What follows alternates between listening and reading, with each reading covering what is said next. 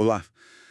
Hoje a gente mergulha numa história, assim, bem intensa lá do primeiro livro de Samuel, capítulo 25. Isso mesmo, é logo depois da morte de Samuel e Davi está ali pelo deserto de Parã.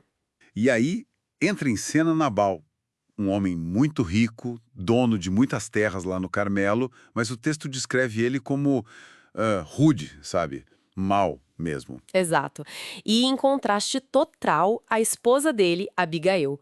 O texto faz questão de dizer que ela era inteligente e muito bonita. Um contraste bem marcado já no início. O cenário é a tosquia das ovelhas de Nabal, era uma época de festa, né?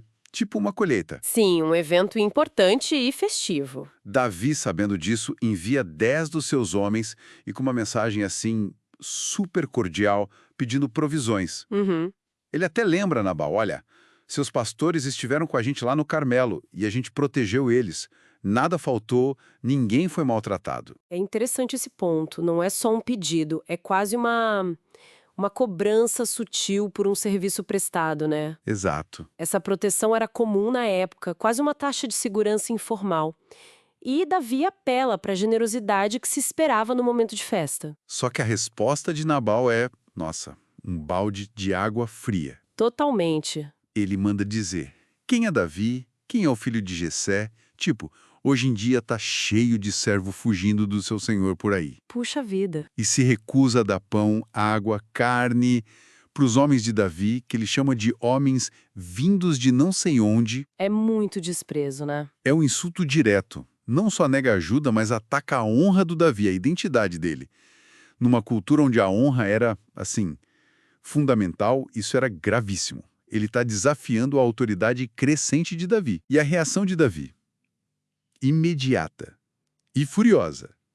Quando os homens voltam e contam o que Nabal disse, a ordem é na hora: ponham suas espadas. Nossa. Aí sobem os 400 homens com Davi prontos para vingança. 200 ficam com a bagagem. Davi jura que não vai deixar vivo nenhum homem da casa de Nabal até o amanhecer. Aí a tensão escala muito rápido, né? A recusa de Nabal foi péssima, mas a reação de Davi é extrema. Compreensível pela honra ferida, talvez, mas totalmente desproporcional e, assim, potencialmente desastrosa para o futuro dele. É nesse ponto crítico, com Davi marchando para a violência, que Abigail entra em cena.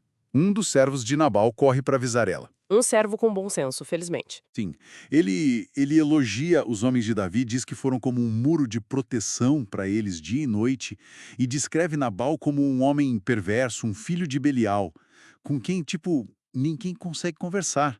Ele basicamente implora para Abigail: vê aí o que você pode fazer, porque a desgraça tá vindo. E a rapidez dela é impressionante. Muito, Sem nem falar com o marido, que já mostra muito sobre a relação deles e a situação. com certeza. Ela age, prepara uma oferta enorme, 200 pães, 2 odres de vinho, 5 ovelhas preparadas, quase 40 litros de grão torrado, 100 cachos de passas, 200 bolos de figo. Uau, que presentão. Sim, carrega tudo em jumentos, manda os servos na frente e vai ela mesma ao encontro de Davi, uma atitude de coragem, autonomia e muita sabedoria política. Imagina a cena. Ela tá indo, encontra Davi e seus homens já descendo pelo caminho da montanha prontos para o ataque.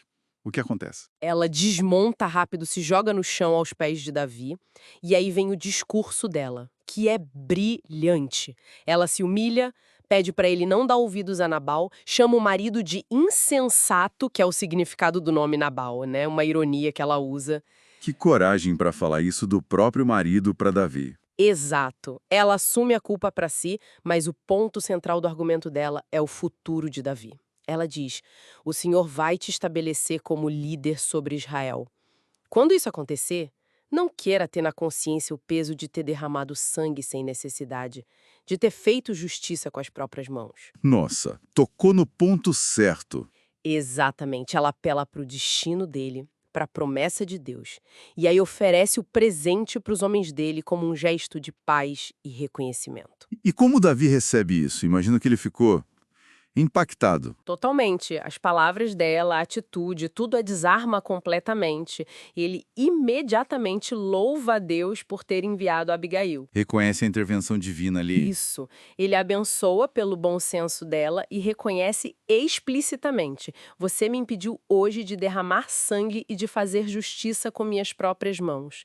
Ele aceita o presente e a despede em paz. Incrível como ela mudou tudo. Salvou a casa dela da destruição e protegeu o próprio Davi de cometer um erro terrível, né? Exatamente.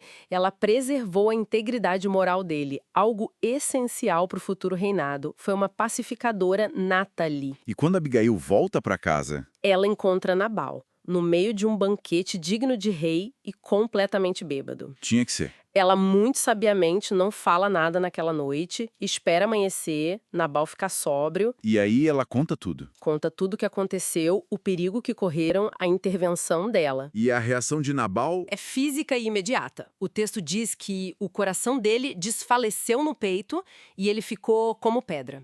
É uma descrição muito forte. Talvez um choque, um ataque cardíaco, algo assim. E 10 dias depois? 10 dias depois, o texto diz que o Senhor feriu Nabal e ele morreu. Davi, quando fica sabendo, ele vê isso como justiça de Deus, certo? Sim, ele louva a Deus por ter defendido a causa dele contra Nabal e principalmente por ter impedido que ele mesmo buscasse vingança. Confirma a decisão dele de ter ouvido Abigail. E com Nabal morto, o que Davi faz? Age rápido de novo. Manda mensageiros pedirem Abigail em casamento. Direto ao ponto. E ela aceita com uma humildade impressionante, dizendo que seria serva só para lavar os pés dos servos de Davi.